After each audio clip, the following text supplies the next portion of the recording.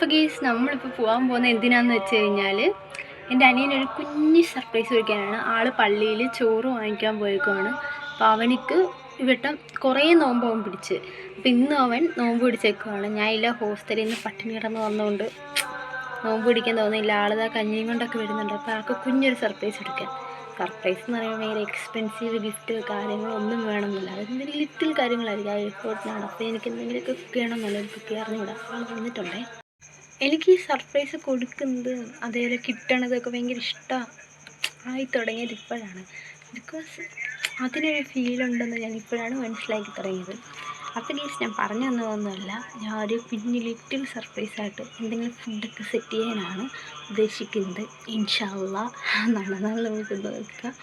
അപ്പോൾ എന്തായാലും എനിക്ക് ഒട്ടും അറിയില്ല, ഒരു പ്ലാൻ ഇപ്പോൾ തോന്നിയൊരു ഐഡിയ ആണ്. ഇങ്ങനെ ഒരു കുഞ്ഞതായിട്ട് എന്തെങ്കിലും ഒരു ലിറ്റിൽ ട്രീറ്റ് കൊടുത്താലോ. ഇവിടെ അങ്ങനെ വലിയ സാധനങ്ങളൊന്നും നമ്മൾ പ്രിപ്പയർഡ് അല്ല, ഇരിപ്പില്ല. ഇവിടെ ഉള്ളത് വെച്ചിട്ട് എന്തെങ്കിലുമൊക്കെ ആക്കി കൂട്ടാണ്. അപ്പോൾ നമുക്ക് ട്രൈ ചെയ്ത് നോക്കാം. ഓക്കെ.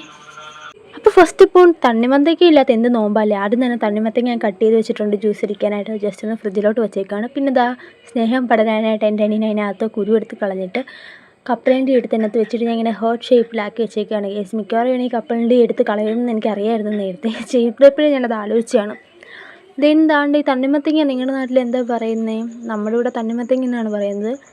പിന്നെ ഈന്തപ്പഴമൊക്കെ വെച്ച് ഞാൻ കുറേ ഹേർട്ടൊക്കെ ആയിട്ട് എൻ്റെ ക്രിയേറ്റിവിറ്റി ഞാനങ്ങ് പടർത്തി ഗെയ്സ്. പിന്നെ എന്താ ചപ്പാത്തി ചുട്ട് ചെറുതായിട്ടൊരു കണവ റോസ്റ്റൊക്കെ തയ്യാറാക്കി വെച്ചതിന് ശേഷം അവനിങ്ങനെ, നമ്മൾ ഈ നോമ്പ് പിടിക്കാൻ നേരത്തില്ലേ, ലാസ്റ്റത്തെ ആ വാങ്ക് വിളിക്കുന്നതിന് മുമ്പുള്ള 2 മിനിറ്റില്ലേ, ആ 2 മിനിറ്റുള്ള ക്ഷമയാണ് ഈ കാണുന്നത്.